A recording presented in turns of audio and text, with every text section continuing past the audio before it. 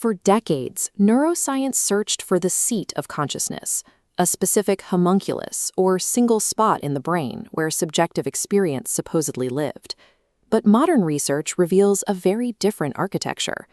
Consciousness emerges dynamically from large-scale networks that continuously cooperate, compete, and switch dominance. Three primary variables govern this system: which network currently holds dominance, the switching rate between them, and the dwell time spent in any given state. We can map exactly where this electrical activity happens, but highlighting regions on a geographic map fails to explain the continuous subjective experience of the mind. A biological transition between two networks must map to a mental transition. We need a mechanical model to explain how shifting from one network to another creates the difference between an irrational dream and a sharp logical deduction. The Brain Kinematics Model provides this mechanism. It treats consciousness as a continuous flow of neural strain, regulated by opposing gradients of theme and emotion. To truly understand the mind, we have to stop looking at static real estate and start tracking how energy flows through a kinematic state space. The brain relies on large-scale architectures to function. The default mode network, or DMN, handles our internal mentation, recalling autobiographical memories, projecting imagination, and stringing together internal narratives. This represents the being aspect of the mind. In contrast, external interaction requires a different system. The Central Executive Network, or CEN, handles working memory, sequential operations, and causal reasoning. This topological map outlines these structures. DMN is being, CEN is becoming. Between them is the Salience Network, the primary switching board. When a meaningful stimulus occurs, the Salience Network suppresses the internal narrative and routes dominance to the CEN, locking into focused processing. These microscopic toggles, occurring thousands of times a day, maintain the continuity of our perceived reality. Historically, neuroscience has viewed these network transitions as strict binary toggles. The Brain Kinematics Model treats these transitions as continuous rather than binary. This diagram illustrates the continuous nature of transitions. Rigid connections become neural strain flow, pathways of energy seeking resolution. The Salience Network acts as a dynamic strain gradient detector. As mental pressure builds, this valve physically redirects the flow to balance the system. The flow is only redirected when local networks accumulate unresolved strain. This redefines our understanding of memory. A memory's accessibility isn't determined by static retrieval strength. It is determined dynamically by its residual strain loading. Memories that are recently activated or highly emotional carry severe residual strain. They act as powerful gravitational attractors, pulling the neural flow toward them. Thoughts do not randomly jump from topic to topic.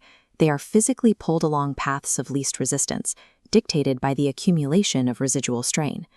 This matrix maps our primary states of consciousness against four key variables: switching rate, pathway persistence, memory accessibility, and goal constraint. During deep sleep, or N3, switching rates drop to near zero and dwell times stretch out. Memory structures activate in total isolation. Without a continuous neural strain flow linking these nodes together, consciousness remains completely fragmented and dark. In REM sleep, the Salience Network drives rapid switching among emotional memories, suppressing executive control. The brain chains together a boss, office, evaluation, and failure into an illogical narrative. In relaxed waking, the flow alternates rhythmically between internal memory and external observation. Reality begins to constrain the internal narrative, creating the familiar texture of mind-wandering or casual conversation. When a task demands intense attention, we enter focused waking. The Salience Network locks the brain into strong executive dominance, and memory accessibility becomes highly selective. To achieve a specific goal, the system actively inhibits alternative pathways, forcing a rigid sequential sequence. Every conscious experience, from a bizarre nightmare to complex engineering, is entirely dictated by the kinematic shape of these network pathways. The boundaries separating deep sleep, dreaming, and waking are not rigid biological walls. They are fluid phase transitions. The shift from light sleep to REM is the fragment threshold. Isolated memory flashes finally accumulate enough momentum to link into a sustained narrative. Waking up requires crossing the reality coupling threshold, where external sensory inputs cross over to become stable, persistent attractors in the pathway. This diagram charts the two core vectors forcing these transitions: theme, which determines direction, and emotion, which dictates magnitude. Theme organizes the flow. It acts like a riverbed, defining exactly where the neural strain can travel to maintain a coherent narrative. Emotion provides the energetic load. It functions like water pressure, determining how aggressively the flow moves and how accessible related memories become. Network switching isn't governed by a random biological timer. It is forced by the combined gradients of theme and emotion, pushing the mental system across critical phase boundaries. This equation formalizes reality. The ascent from unconsciousness to focused cognition is a measurable journey through a multidimensional state space. We define any mind state as a function of pathway coherence, memory accessibility, goal constraint, and sensory reality coupling. The highest levels of human cognition do not happen at maximum processing speeds. They occur at the precise, delicate balance between stable thematic architecture and emotional driving force. Brainwave frequencies act as useful markers, but the mind state itself is a product of the unbroken kinematics of neural strain flow.